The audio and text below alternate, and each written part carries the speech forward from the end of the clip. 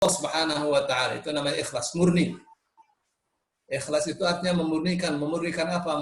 Memurnikan niat. Jadi apa saja dilakukan, niatnya harus karena Allah Subhanahu wa ta'ala. Wa ihdarin niat, dan menghadirkan niat fi jami'il a'mali wal aqwali wal ahwalil barizati wal khafiyah. Jadi menghadirkan niat dalam segala bentuk perbuatan, perkataan, keadaan yang tampak maupun yang tidak tampak. Itu judulnya. Dari judulnya sudah kelihatan ya, bahwa ikhlas dan menghadirkan niat dalam segala perbuatan, perkataan, dan keadaan itu dituntut. Qala Allah Ta'ala, Allah Subhanahu wa Ta'ala berfirman, A'udzu billahi minasyaitonir rajim. Wa ma umiru illa liya'budullaha mukhlishina lahud-din hunafa'a wa yuqimus salata wa yu'tuz zakata wa dzalika dinul qayyimah. Wa ma umiru, dan tidaklah mereka diperintah. Siapa nih? Ahlul kitab. Orang Yahudi, orang Nasrani. Begitu juga orang-orang musyrik. Illa liya'budullaha, kecuali agar mereka beribadah kepada Allah. Mukhlisina, dalam keadaan ikhlas, murni karena Allah. Lahu, karena Allah, ad-dina, dalam agama ini. Tentu agama Allah adalah agama tauhid. Ya, agama yang mengajarkan monoteisme, bahwa di sana tidak ada dua Tuhan, cuma ada satunya Tuhan yang berhak disembah, yaitu Allah Subhanahu wa Ta'ala. Hunafa'a, dalam keadaan hanif. Apa itu hanif? Hanif itu, hunafa itu jamak dari hanif. Apa itu? Hanif adalah sikap bertauhid dan tidak menyekutukan Allah, dan tidak membeda-bedakan antara satu nabi dengan nabi yang lain. Maksudnya bukan yang nabi ini diimani, nabi yang lain tidak diimani. Kenapa? Karena tidak mengimani satu nabi sama saja dengan tidak mengimani seluruh nabi. Itu namanya hanif atau hunafa. Maka Allah mengatakan, maka Ibrahimu Yahudiyyan wala Nasraniyyan walakin kana hanifan musliman wa ma kana minal musyrikin. Bukanlah Ibrahim orang Yahudi atau orang Nasrani, tetapi Ibrahim adalah orang yang hanif. Ya. Hanif, tidak musyrik, selalu berserah diri kepada Allah. Itu dia hanif. Ya. Baik, wa yuqimus salata, dan mendirikan salat, menegakkan salat. Saya sudah katakan ya, wa yuqimus salat itu, menegakkan salat itu mesti kita kembali pada paling penting itu untuk iqamatus salat, kembali kepada surah Al-Ankabut. Ya, surah Al-Ankabut ayat 25 atau 49 ya. Ketika saya bacakan utlu ma uhiya ilaika minal kitab. Bapak Ibu diingat tuh ya. Rumusnya menegakkan salat. Rumusnya menegakkan salat paling sederhana ada di surah Al-Ankabut. Ya, di mana Allah mengatakan utlu ma uhiya ilaika minal kitab, surah Al-Ankabut ya. Ayat surah Al-Ankabut, surah ke-29 ya. Ayat 45. Ayat 25. Ayat 45. Oh, 45. Ya. Utlu ma uhiya ilaika minal kitab. Ini salat. Ya. Ini dia nih ayatnya. Perhatikan baik-baik. Um, bisa dilihat. Utlu dari kata tala yatlu. Tala artinya membaca, tala juga artinya mengikuti. Utlu, bacalah, ikutilah ma'uhiya, apa yang telah diwahyukan.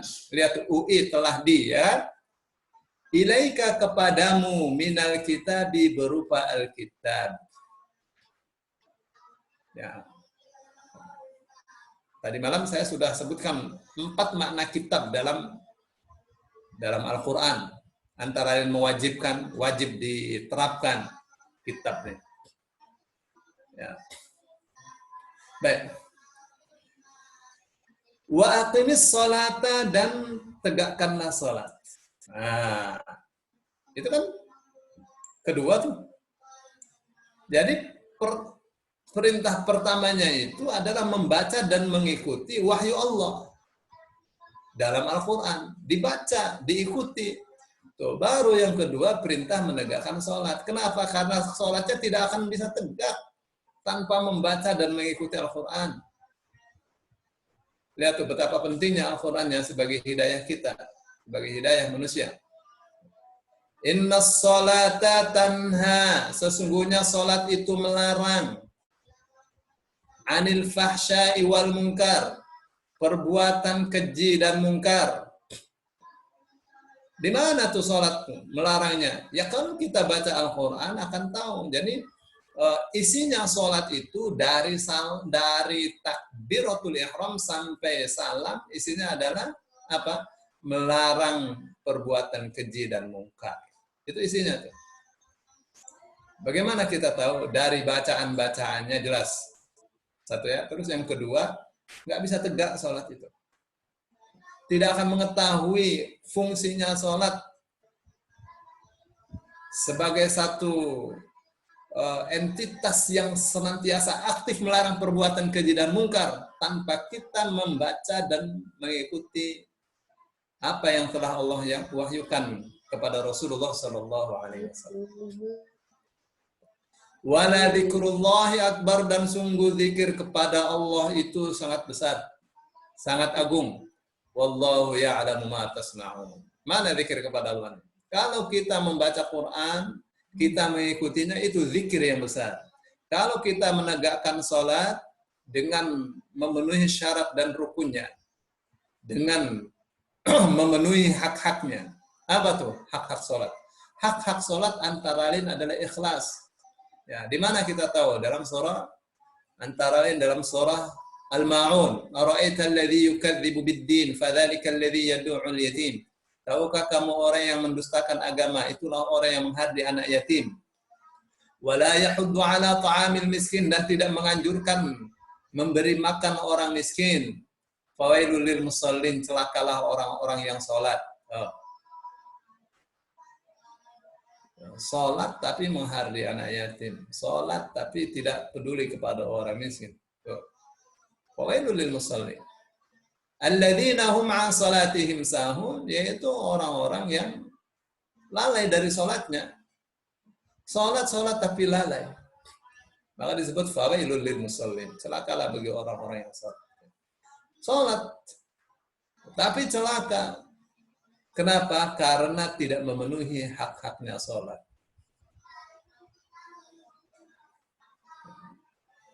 Kapan itu dianggap tidak memenuhi hak-haknya sholat? Kalau dia lalai dari sholat itu sendiri, lalai dari haknya. Contohnya, alladzina hum yura'un, sholat tapi masih riya. Yura'un itu artinya selalu orang dia melaksanakan sholat tapi selalu saja riya. Selalu saja minta ada keinginan untuk dipuji oleh orang lain. Dia itu buruknya riya. Wa yamna'unal ma'un. Ya, orang ahli sholat ya, tapi pelit luar biasa.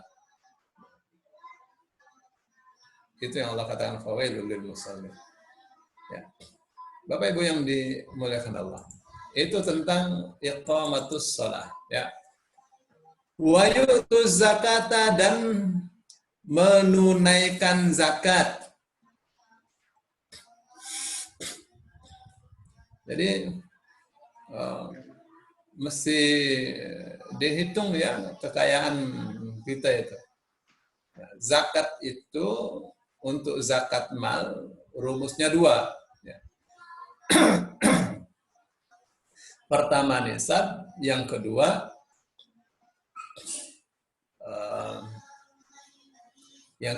haul. Ya. Nisab itu batasan minimal harta bisa dihitung untuk dikeluarkan zakatnya. Haul itu tutup tahun. Ya, saya kerja, gaji saya 10 juta. Ya, sebulan cuma kepake 3 juta. Jadi masih ada 7 juta. 7 juta kali 12, berapa tuh? Oh, 84 juta. 84 juta itu apakah sudah satu nisab? Nisab itu 20 mithqal. Ya. 20 mithqal, satu mithqalnya 3,5 gram emas, 24 karat. Jadi 20 mithqal itu 70 gram emas. Itu berapa harganya tuh? Nah, kalau dalam 1 tahun sisa gaji saya itu ada senilai 70 gram emas 24 karat, maka dihitung sejak terkumpul seharga itu. Jadi bukan sebelumnya, kan nabung ya. Ya, 1 juta, 2 juta dan seterusnya. Pas tanggal 2 Januari itu terkumpul satu nisab. Nanti tahun depannya tanggal 1 Januari dikeluarkan zakatnya. Ya, dihitung. Jadi dimulainya, di perhitungan dimulainya itu kapan? Kapan sudah ada satu nisab. Tahun berikutnya baru dikeluarkan 2,5%. Wadzalika dinul qayyimah, dan itulah yang disebut agama yang kuat, agama yang berharga. Qayyim itu berharga sebenarnya ya. Ya, meskipun di sana ada makna agama yang lurus ya. Lurus itu mustaqim, tapi kalau qayyim itu berharga. Ya, agama yang berharga, agama yang kuat. Kapan agama seseorang dianggap kuat? Kalau dia ibadahnya ikhlas karena Allah. Ya. Kalau dia akidahnya itu lurus, bagus. Kalau sholatnya tegak, zakatnya juga tetap dia tunaikan. Itu tuh yang benar tuh agama. Ini diperintah untuk siapa nih? Ini diberita untuk siapa? Berita tentang orang-orang Yahudi dan Nasrani. Tapi kok bisa melenceng ya orang Yahudi dan Nasrani? Ya, kenapa? Karena kitab mereka telah dirusak. Ya, sehingga tidak lagi beribadahnya hanya kepada Allah. Ya, tidak lagi rasul-rasul itu diimani. Ya, mereka itu tidak beriman kepada seluruh rasul. Kok begitu? Beriman kepada Nabi Musa enggak? Kalau beriman kepada Nabi Musa pasti beriman kepada Rasulullah Shallallahu Alaihi Wasallam. Saudaraku yang dimuliakan Allah, ini ada di surah Al-Bayyinah ya. Ayat 1-5. Wa qala ta'ala, Allah Subhanahu wa taala berfirman, "La yanalallaha luhumuha." Tidak akan memperoleh Allah luhumuha, daging-dagingnya, wala dimauha, dan darah-darahnya, walakin yanaluhu taqwa minkum. Tetapi yang akan memperoleh Allah itu adalah takwa dari kalian. Maksudnya apa nih? Orang yang melaksanakan korban, dagingnya, darahnya, daging dan darah korban itu tidak akan sampai kepada Allah. Yang sampai itu adalah takwa. Takwanya maksudnya kalau tujuannya bukan karena Allah, nggak bakal sampai, nggak dapat. nggak dapat pahala. Maka harus dilandasi dengan takwa. Di sini Imam Nawawi hendak mengatakan bahwa ikhlas dengan takwa itu identik. Ikhlas dengan takwa itu identik. Tidak ikhlas, tidak takwa. Tidak takwa, tidak ikhlas. Gitu tuh. Jadi ikhlas menurut kamus syariat berbeda dengan ikhlas menurut bahasa Jakarta. Ya, saya ikhlas kok. Kasih rokok, saya ikhlas kasih rokok dia. Padahal nggak mungkin orang kasih rokok itu ikhlas. Ikhlas itu tujuannya karena Allah. Masa iya orang ngasih racun tujuannya karena Allah? Ya. Ustaz, memang rokok racun lah. Ya. Baik. Wa qala ta'ala, dan Allah Subhanahu wa taala berfirman, "Qul in tukhfu ma fi sudurikum," jika kalian menyembunyikan, merahasiakan apa yang ada di dalam dada kalian, sudur itu dada, tapi yang dimaksudkan adalah hati. Au tubdu, atau menampakkannya, ya'lamullah, Allah pastilah tahu. Ali Imran ayat 29. Bapak Ibu yang dimuliakan Allah, saya malam itu ada pertanyaan dari Pak Cahyo ya. Kenapa di sini sudur padahal berbicara tentang penyakit itu fi qulubihim marad, di dalam hati mereka ada penyakit. Itu sebenarnya ya sudur dengan qulub ya identik saja, sama saja barangnya satu. Tapi untuk urusan-urusan yang sifatnya misalnya isi hati, rahasia hati, selalu Allah katakan itu sudur. Ya. Sudur itu apa sebenarnya? Dari kata saudara. Saudara itu artinya yang kalau isdar itu mengeluarkan. Sudur itu sumber ide dari semua perbuatan, itu namanya sudur. Sumber dari semua perkataan, sumber dari semua perbuatan, itu sudur pemaknanya dari sisi bahasa. Nah, tapi kalau qulub dari kata qalaba artinya bolak-balik. Ya, sekarang ngomong A, bisa ngomong B, nah, seperti itu loh. Qalb. Maka kita diperintah untuk apa? Untuk berdoa, ya muqallibal qulub tsabbit qalbi ala dinik. Wahai yang membolak-balikkan hati, memang hati bolak-balik terus loh. Kalau mulut kita diam, hati tetap berbicara. Tsabbit qalbi ala dinik, mantapkanlah hatiku di atas agamamu. Sementara kalau sudur itu ya isi hati, lebih ke isi hati sudur itu. Ketika sahabat dilaporkan kepada Rasul Shallallahu Alaihi Wasallam bahwa dia membunuh orang yang mengucapkan la ilaha illallah, disidang oleh Rasul Shallallahu Alaihi Wasallam, Rasul mengatakan, dia kata, ya Rasulullah, dia itu ya mengucapkan la ilaha illallah hanya untuk berkelit dari pedang yang saya ayunkan. Lalu Rasul Shallallahu Alaihi Wasallam katakan, apakah kamu sudah belah dadanya?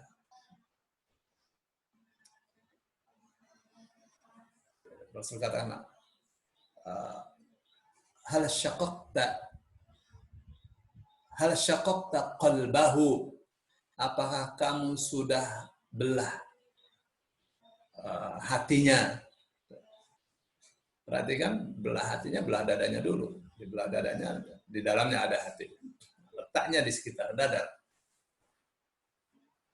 Lihat, kalaupun dibelah hatinya, dalam satu riwayat, hal syaqaqta sadrahu, apakah kamu sudah belah dadanya? Dadanya, hatinya. Kalaupun dibelah ya nggak bisa baca isi hati. Hati dibelah, isinya seperti apa nggak bisa dibaca. Bagaimana dengan kalau hatinya tidak dibelah? Bapak Ibu yang dimuliakan Allah. Jadi ini berbicara tentang apa? Tentang ikhlas. Ikhlas itu tempatnya ya di hati.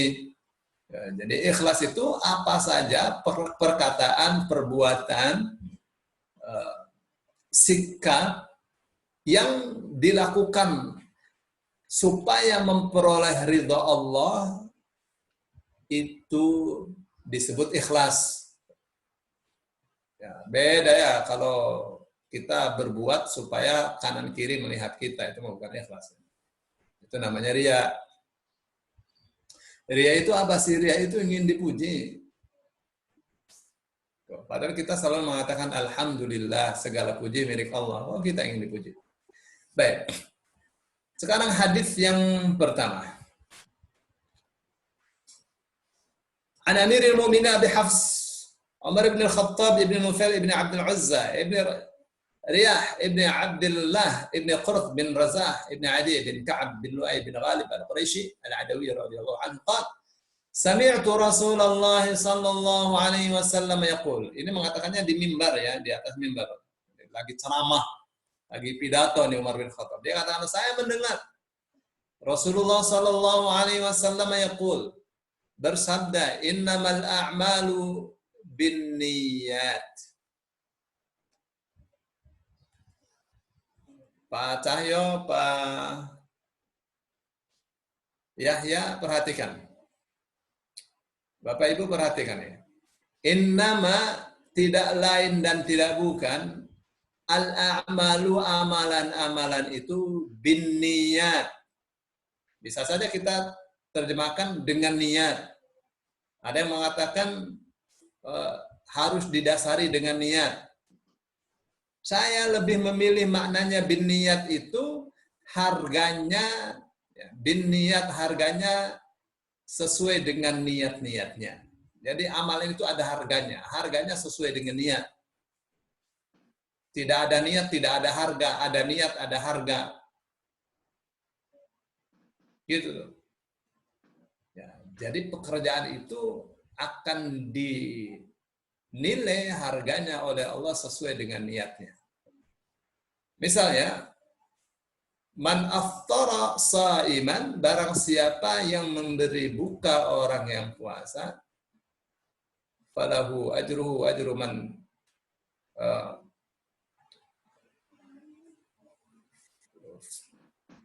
falahu ajruhu wa ajru man yuftir. Duna yanqusa min ajrihi syai'an atau kama qala Rasul sallallahu alaihi wasallam. Barang siapa memberi buka orang yang berpuasa, maka dia memperoleh pahala puasa, dan pahala puasa orang yang berbuka itu tanpa mengurangi pahala dia dan tanpa terkurangi pahala yang diberikannya kepada dia. Tidak terkurangi, tidak sedikit pun terkurangi. Dia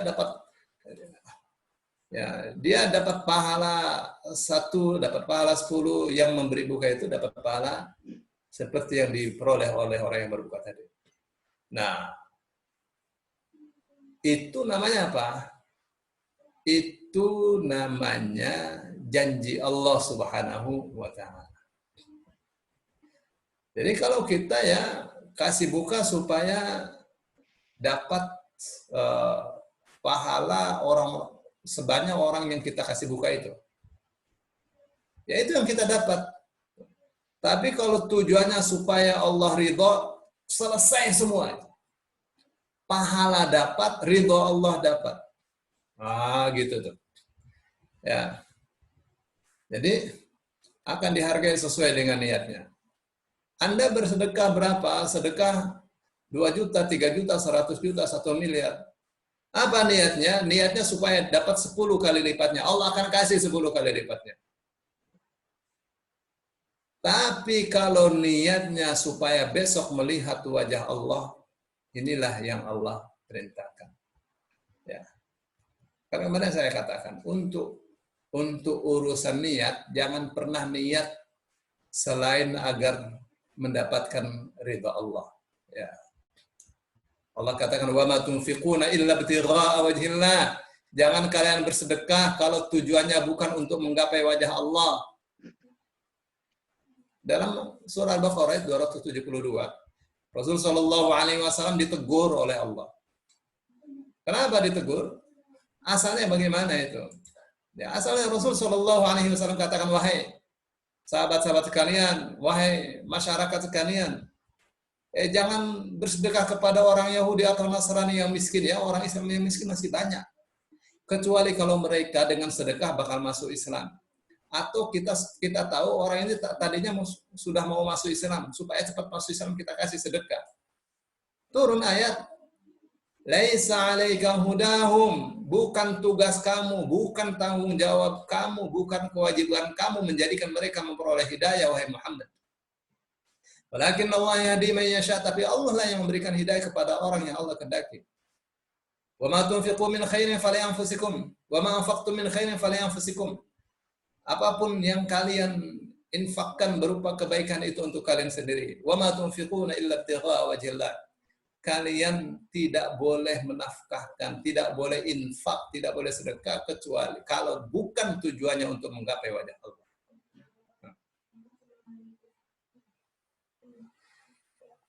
Begitu. Jadi orang ya beramal tujuannya mesti jelas. Apa itu tujuannya? Supaya Allah ridha, supaya besok kita bisa melihat wajah Allah, dan itu adalah niat yang tertinggi. Itu yang disebut ikhlas. Tapi kalau supaya dapat 10 kali lipatnya itu namanya materialis.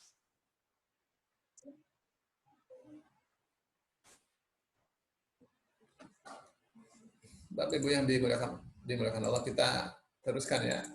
Jadi itu tadi yang maknanya bin niat. Ya, amalan-amalan itu seharga niat-niatnya. Wa innama likulli imri'in ma nawa, dan tidak lain dan tidak bukan.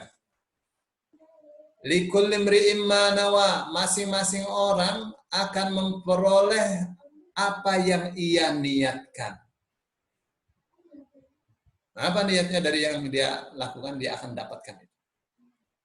Faman kanat hijratuhu ila Allah wa rasulihi fa hijratuhu ila Allah wa rasulihi. Siapa yang hijrahnya menuju Allah dan Rasulnya, maka hijrahnya menuju Allah dan Rasulnya. Wa man kanat hijratuhu lidunya yusibuha wa imra'atin yankihuha fa hijratuhu ila ma hajara. Barang siapa hijrahnya untuk memperoleh dunia, untuk dunia yang ingin ia peroleh atau wanita yang ia ingin nikahi, maka hijrahnya sesuai dengan apa yang ia niatkan. Muttafaqun alaih. Muttafaqun ala sihhah. Hadisnya muttafaq atas kesahihannya. Bapak Ibu yang dimuliakan Allah. Ini ya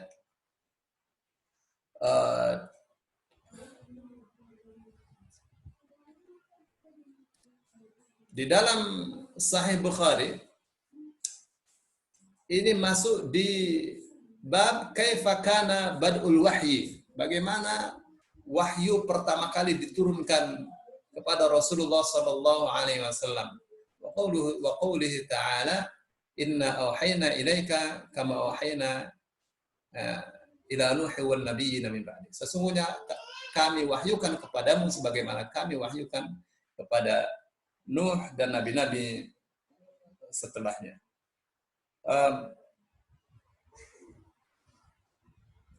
Paling menarik ya hadis tentang niat ini di Sahih Bukhari masuknya di bab pertama kali masuk di bab tentang bagaimana wahyu pertama kali diturunkan kepada Rasulullah Shallallahu Alaihi Wasallam. Hadisnya tentang niat. Apa kata Ibnu Hajar Al-Asqalani dalam syarahnya? Syarah Sahih Bukhari. Beliau mengatakan, ini Imam Bukhari memasukkan hadis ini untuk tema yang sepertinya tidak ada kaitannya, bukan tidak ada kaitannya. Apa katanya? Ini kita mau belajar hadis. Ya, yang mau disuguhkan adalah hadis-hadis Rasulullah Sallallahu Alaihi Wasallam. Ya, hadis Rasulullah Sallallahu Alaihi Wasallam itu bagian dari wahyu. Satu ya. Terus yang kedua orang mempelajari hadis itu mesti niat hijrah kepada Allah dan Rasul-Nya. Hijrah kepada Allah dan Rasul-Nya adalah hijrah kepada wahyu. Begitu. Beliau berbicara tentang ini.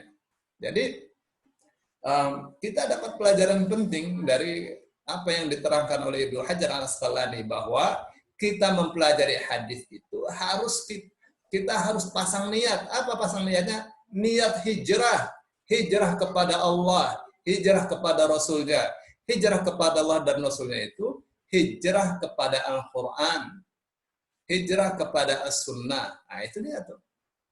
Jadi niatnya itu yang bagian dari niat ikhlas karena Allah Subhanahu wa ta'ala. Zamannya ini zaman musim muslimah hijrah, muslim hijrah ya. Hijrah kemana sih? Hijrah dari gemerlapnya dunia yang fana, yang banyak menyesatkan, menggiurkan, melupakan akhirat, melupakan zikir kepada Allah, menuju Al-Quran dan Sunnah, menuju ingat Allah, menuju taat kepada Allah dan Rasulnya. Nah, gitu.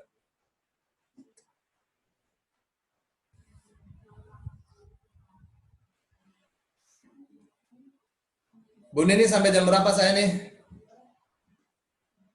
Sampai Halo?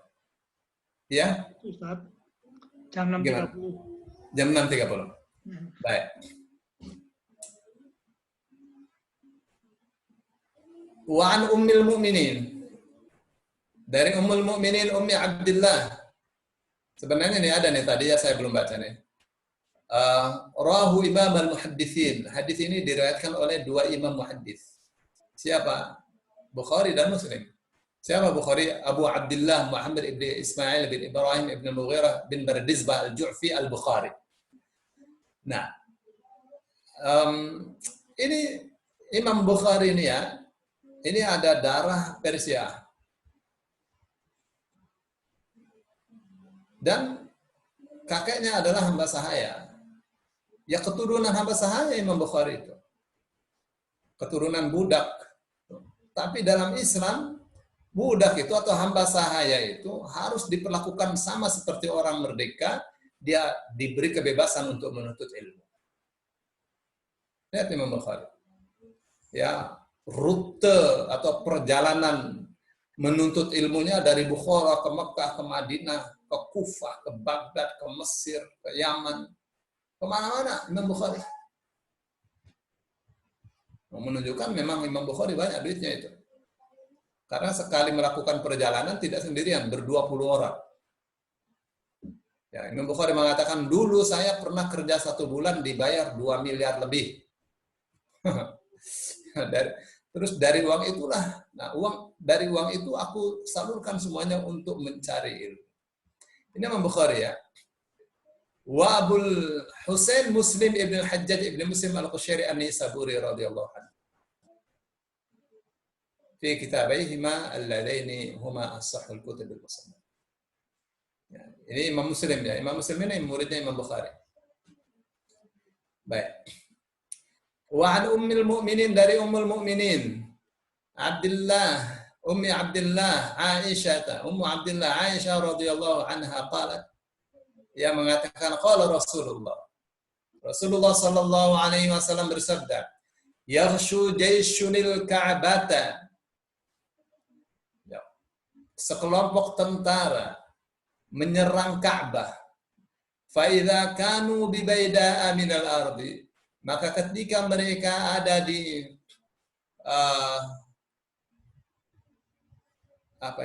di tengah-tengah padang Sahara, yukhsafu bi awwalihim wa akhirihim, maka Allah hapuskan dari awal sampai akhir mereka. Yukhsaf itu Allah binasakan dari awal sampai akhir. Qalat, Aisyah bertanya, qultu ya Rasulullah, kaifa yukhsafu bi awwalihim wa akhirihim? Bagaimana itu dimusnahkan? Dari awal sampai akhir mereka. Wa fihi maswaquhum wa man laysa minhum. Padahal pada mereka di dalam mereka itu, di antara mereka itu ada pasar-pasar mereka dan orang-orang yang tidak tergolong tentara. Jadi Allah binasakan itu semua tentara itu. Tapi orang-orang yang di sekitar itu, tengah-tengahnya itu juga dibinasakan, kena juga. Ya. Qala yukhsafu bi awwalihim wa akhirihim thumma yub'atsuna 'ala niyyatihim. Ya, itu dibinasakan dari awal sampai akhir mereka itu. Kemudian mereka akan dibangkitkan sesuai dengan niat mereka. Muttafaqun. Ada lafzul Bukhari. Ini adalah lafaz dalam Sahih Bukhari. Bapak Ibu yang dimuliakan Allah, ini sama ya seperti misalnya terjadi gempa, gitu. Terjadi banjir, terus pada mati karena musibah itu. Nanti akan dibangkitkan masing-masing orang itu sesuai dengan niatnya. Betapa pentingnya niat kan? Betapa pentingnya niat. Waktu Anas bin Malik dia bercerita ya,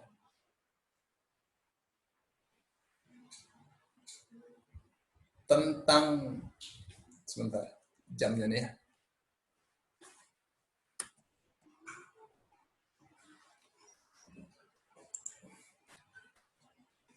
tentang seseorang yang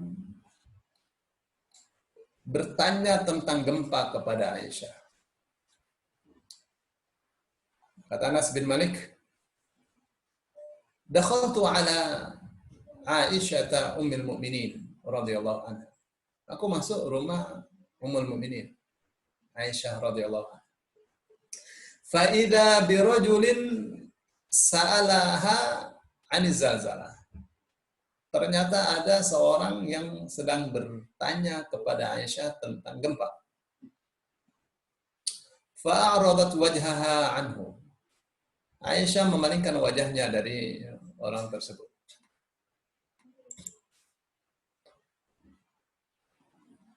Faqultu, lalu saya katakan, ya Ummul Mukminin, akhbirihi 'ani zalzalah. Wahai Ummul Mukminin, kasih tahu dia apa yang Rasulullah Shallallahu Alaihi Wasallam katakan tentang gempa.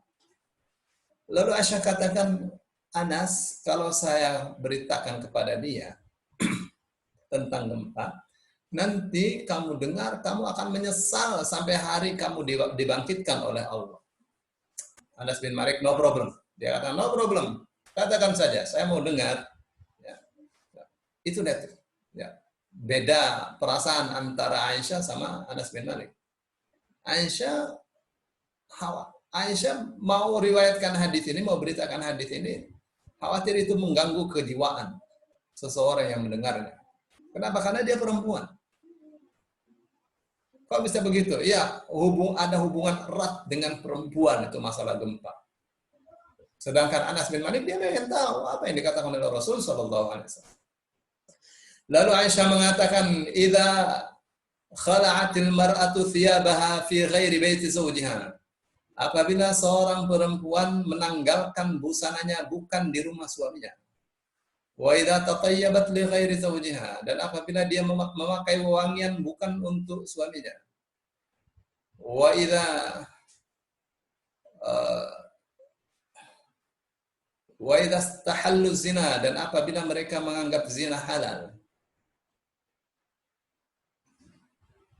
Wa dhuribatil ma'azif, dan alat-alat musik ditabuh. Wa syuribat ba'dahul khumur, dan setelah itu minum-minuman keras ditenggak. Gharallahu fi samai, maka Allah cemburu di langitnya. Wa qala lil ardi, dan berkata kepada bumi, tazalzali bihim, bikin gempa buat mereka. Fa in tabu, maka apabila mereka bertobat tidak terjadi gempa. Wa illa zulzilat alaihim, tapi kalau tidak bertobat jadilah gempa. Anas bin Malik bertanya, ya uqubatan lahum, apakah gempa itu sebagai sanksi bagi mereka? sebagai siksa bagi mereka? Jawabnya, Aisyah mengatakan, rahmatan wa barakatan wa mau'izatan lil mu'minin. Rahmat, berkah, pelajaran bagi orang-orang yang beriman. Rahmat, berkah, dan nasihat buat orang-orang yang beriman. Tapi tetap mereka akan dibangkitkan sesuai dengan niatnya. Beriman, tapi saat itu dia sedang mau berbuat maksiat, gitu. Dibangkitkan sesuai dengan niat. Lihat. Ya. Terus, uqubatan wa nakalan wa adaban lil kafirin. Sebagai sanksi, sebagai cemeti, sebagai siksa bagi orang-orang kafir. Bapak Ibu yang dimuliakan Allah, ini pelajaran kita atau kajian kita pada pagi hari ini dapat 2 hadits. Masih ada 8 menit, barangkali ada pertanyaan. Lumayan. Silakan Bu Nini dibuka pertanyaan. Silakan yang ingin bertanya.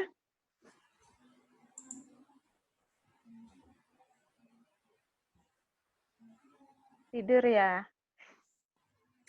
Halo. Assalamualaikum. Waalaikumsalam warahmatullahi. Silakan yang mau bertanya. Mengenai yang hadis yang diriwayat oleh Aisyah tadi, Ustadz.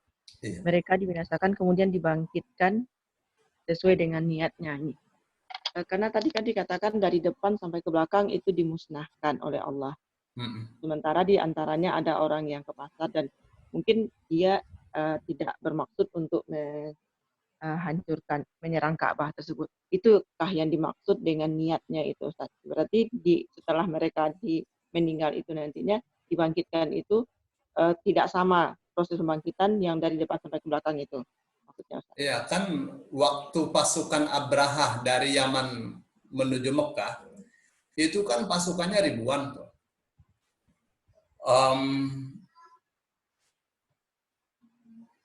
Ya belasan ribu, Bu. Pasukannya banyak sekali itu, dibawa semua itu. Tentara tuh mau serang Ka'bah. Sehingga akhirnya Yaman itu diduduki kembali oleh Persia. Karena kosong dari bala tentara di Yaman itu.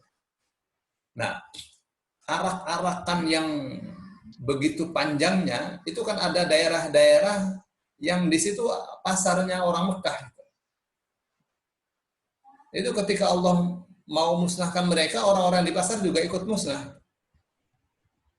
Orang-orang yang di pasar juga ikut terkena getahnya. Ya, kayak kita misalnya yang berbuat jahat siapa, tapi begitu ada musibah kena semua, yang tidak zalim juga kena. Nah, itu nanti ya tentu kan maksud bukan ini ya, bukan pasukan Abraha itu pada jualan, bukan penduduk Mekah yang pada jualan di pasar. Mereka terkena juga. Nah, itu nanti semuanya akan dibangkitkan sesuai dengannya. Ya, kan tidak tahu. Itu sedang berbicara tentang betapa pentingnya niat. Ya, jangan sampai kita dipanggil oleh Allah dalam kita punya niat yang tidak baik. Saya kira itu, Bu ya. Ya, makasih Ustaz. Sama-sama. Ada lagi? Silakan.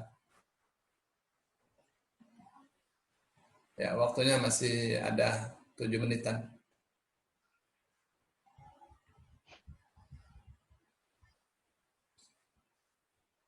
Mana Syekh Yahya?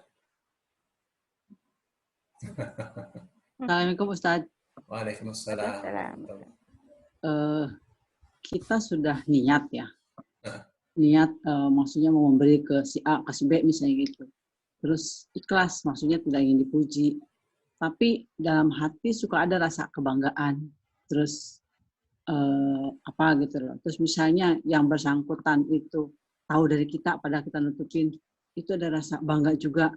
Nah itu menghilangkan itu gimana ya Ustaz? Begini karena kita ya. Sudah niat karena Allah misalnya gitu. Ya, niatnya sudah karena Allah. Bu ya. Terus kita sudah berusaha untuk sembunyi-sembunyi, jangan sampai tahu kanan kiri kita. Ya, jangan sampai tahu juga orang itu kalau itu dari kita. Misal Bu ya. Iya. Itu satu hal yang manusiawi kalau hati kita itu ada merasa tentram. Atau apa namanya merasa bersyukur. Kemudian kita menilainya itu satu perasaan bangga. Ya bagaimana tidak bangga dengan kita bisa bersedekah? Bangga dong, harus bangga. Ya. Bangga dalam artian bersyukur kepada Allah Subhanahu wa taala. Syukur kita bisa tangan kita bisa berada di atas. Syukur kita ini sudah berusaha untuk menutupi ini. Ya. Jadi rasa bangga, rasa suka dengan perbuatan kita yang baik itu satu hal yang manusiawi dan tidak menyimpang. Saya kira itu seperti itu ya. Kalau akhirnya orang itu berterima kasih kepada kita,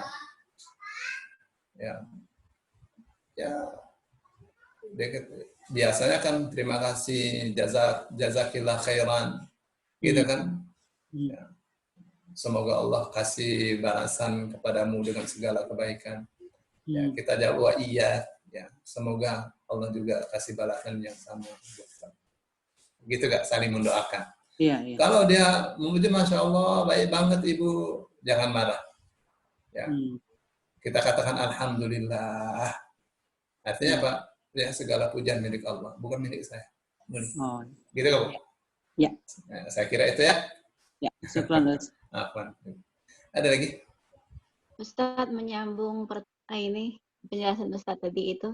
Iya. Jazakillahu khairan, kafiron ditambah kasironnya atau sampai jazakillahu khairan aja? Ya kan ada orang mengatakan jazakallah atau jazakillah, itu nggak benar itu. Ya. Nggak ada artinya katanya. Ya. Tapi kalau jazakallah khairan, jazakillah khairan, ya. Itu sudah benar. Semoga Allah membalasmu dengan khairan. Khairan kebaikan. Kebaikan itu apa? Semua kebaikan. Ya, rizki yang berkah, akhlak yang mulia, umur yang berkah, ya, kedudukan di tengah masyarakat dan di hadapan Allah mulia, masuk surga, itu namanya khairan. Ya, kata-katanya cuma khairan, tapi itu mencakup semua kebaikan. Ya. Kalau misalnya khairan katsira, ya, jazakillah khairan katsira, semoga Allah memberimu balasan dengan kebaikan yang banyak. Ya. Apa sampai khairan saja boleh. Yang nggak boleh yang nggak benar kalau jazakillah saja itu. Semoga Allah membalas kamu gitu. Yang membalas apa? Ya belum sempurna kata-katanya. Ya, saya kira itu. Ada lagi silakan. Assalamualaikum Ustadz. Waalaikumsalam. Bu Is, gimana kabar? Sehat? Alhamdulillah. Damang? Alhamdulillah, damang. Ini Ustadz, alhamdulillah Ustadz sudah menjelaskan hadis-hadis masalah ikhlas dan niat. Pertama yang kami pertanyakan, kiat-kiatnya untuk mempelajari hadis-hadis yang seperti yang Ustadz tadi kan wajib kita mencari ilmu sesuai dengan Quran Sunnah ya. Yang kami kan kadang-kadang suka males ya baca-baca hadis gitu. Jadi mencari ilmunya di tempat harus di gimana ya Ustadz ya, maksudnya kan ini baru ikhlas niat itu kan ada di Quran di masalah hadis tadi tuh Ustadz hadis-hadis di mana Bukhari itu Usman hadis Imam Bukhari, maksudnya itu wajib ya Ustadz mempelajari hadis-hadis itu, maksudnya itu untuk memperdalam ilmu yang harus mencari ilmu itu untuk sesuai dengan Quran Sunnah yang barusan Ustadz itu. Maksudnya kiat-kiatnya harus bagaimana gitu. Ya, pertama begini ya.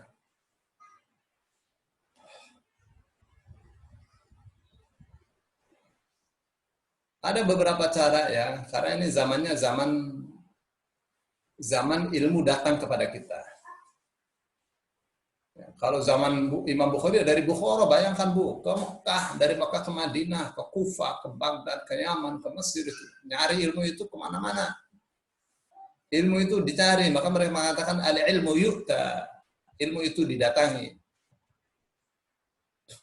Imam Syafi'i dari Gaza tuh, ke Mekah, ke Madinah, ke Kufah, ke Baghdad. Imam Syafi'i baru ke Mesir. Imam Syafi'i itu Bu. Jadi trayeknya itu ya, rute menuntut ilmunya itu jauh-jauh.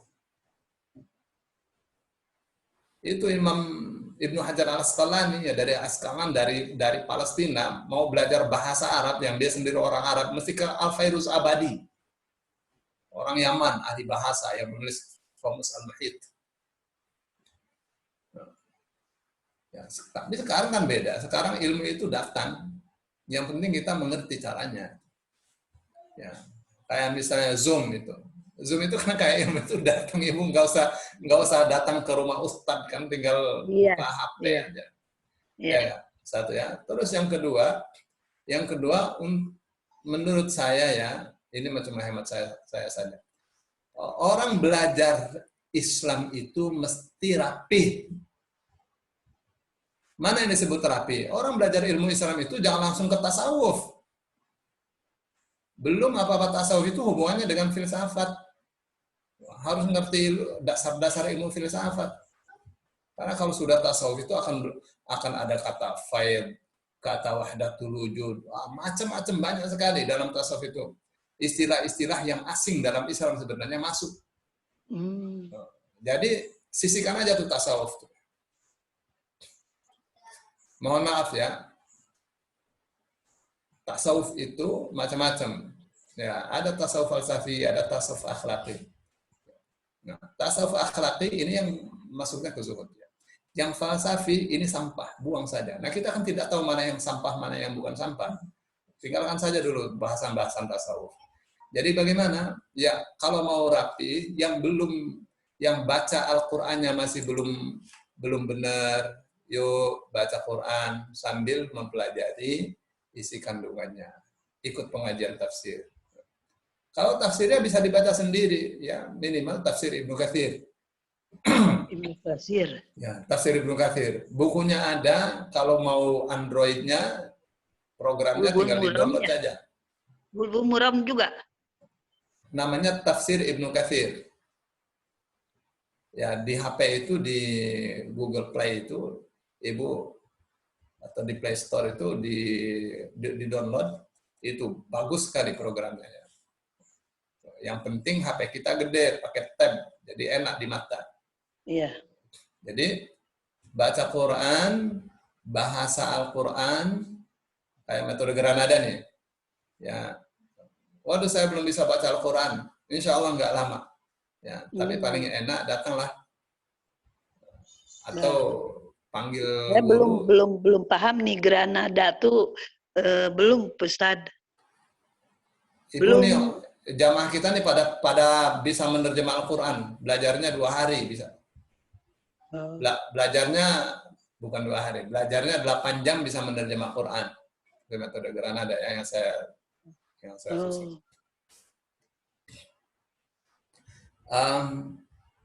Mempelajari bahasa Al-Qurannya. Tidak ada waktu, ya ikuti kajian-kajian tafsir. Ya, dari ustadz-ustadz yang bisa dipertanggungjawabkan keilmuannya. Kalau bisa ceramah banyak, Bu. Ya, bisa ceramah sih banyak, tapi bisa dipertanggungjawabkan keilmuannya itu yang beda. Ya.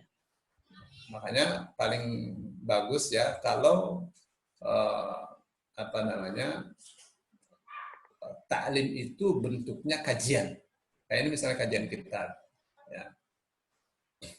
Terus yang kedua, jadi itu tafsirnya Ibnu Katsir, Bu ya. Itu saya rekomendasi itu. Terus yang kedua, hadis akidah dan akhlak. Untuk pemula cukup Riyadhus Shalihin yang tadi saya baca tuh. Ya, sudah ada terjemahnya. Akhlak ya. Ya, akidah akhlak. Ambil tuh Riyadhus Shalihin. Oh, nggak sempat ke tokonya, bisa beli online bukunya ya, sudah ada terjemahnya banyak. Yang ada syarahnya, ada keterangannya juga sudah ada banyak. Wah, repot buku mah tebal, berat, ya udah di-download aja. Ya, ada aplikasinya Riyadhus Shalihin itu. Dalam bahasa apa saja ada.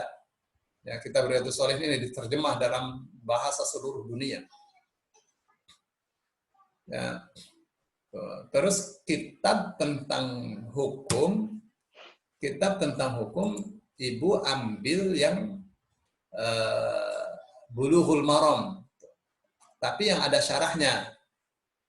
Syarah terbaik sekarang namanya Taudhihul Ahkam. Gitu. Nah, dengan begitu kita Bulughul Maram Ibu cari syarahnya. Syarahnya ya. Ya, syarahnya namanya Taudhihul Ahkam. Sudah diterjemah dalam bahasa Indonesia dalam 9 jilid. Begitu. Saya kira itu ya. Nah, itu baru. Saya kira itu saja udah rapih itu, udah cukup. Iya. Hadis yang akhlak akidah di Ustadz ada? Di Riyadhus Shalihin. Riyadhus Shalihin. Kalau misalnya mau pesan, mau dicariin gampang. Iya. Ya, ada 2 jilid ya, tebal-tebal. Akhlak akidah. Iya. Baik, silakan barangkali ada yang mau tanya lagi.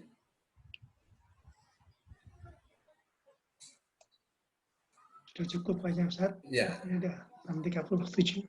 Oh iya, sudah lewat. Silakan, Bu Nini. Lewat. Mas Bayu, tolong ditutup dong. Ya, Bu Nini, alhamdulillah rabbil alamin. Teman-teman sekalian, alhamdulillah pagi hari ini setelah pada sholat subuh kita mengikuti kajian bersama Ustadz Shalihin dalam kajian taklim kitab Riyadhus Shalihin, dan di bab awal, bab niat. Mudah-mudahan dengan kita mempelajari awal bab niat ini dapat memperbaiki niat-niat kita semuanya. Kita minta sama Allah dan mohon sama Allah, mudah-mudahan Allah meluruskan niat-niat kita di bulan Ramadan ini, dan mudah-mudahan Allah memperbaiki niat dan hati kita, memperbaiki segala amal-amal kita. Mudah-mudahan niat kita dapat memberatkan pahala timbangan kebaikan kita di yaumil akhir nanti. Amin ya rabbal alamin. Itu saja dari kami. Kami ingin mengingatkan juga bahwasanya seperti yang disampaikan di mukadimah tadi oleh Bu Nini, bahwasanya kajian Granada atau Indonesia Menerjemah Quran ini ada berapa di bulan Ramadan? Ada sekitar jam 10 pagi kajian duha, kemudian jam 1, kemudian sore ya Bu Nini ya? Ya. Sore dan kajian ba'da salat tarawih. Mudah-mudahan kita semuanya diberikan kemudahan dan kelapangan Allah untuk bisa mengikuti semuanya. Allah isikan kuota-kuota kita yang terbaik. Mudah-mudahan kita bisa maksimalkan dan manfaatkan untuk hal-hal yang positif juga seperti itu. Amin. Ya, itu saja dari kami. Atas nama segenap panitia mengucapkan jazakumullah atas atensinya. Dan mohon maaf bila ada kekurangan. Marilah sama-sama kita tutup dengan membaca lafaz istighfar. Astaghfirullahaladzim. Mengucapkan lafaz hamdalah bersama-sama. Alhamdulillahirabbil alamin. Dan doa kafaratul majelis. Subhanakallahumma asyhadu an la ilaha illa anta astaghfiruka wa atubu ilaik. Ya, dari kami sebagai co-host mengucapkan mohon maaf apabila banyak kesalahan. Terima kasih atas segala perhatian. Alafaminkum. Assalamualaikum warahmatullahi wabarakatuh. Waalaikumsalam warahmatullahi wabarakatuh.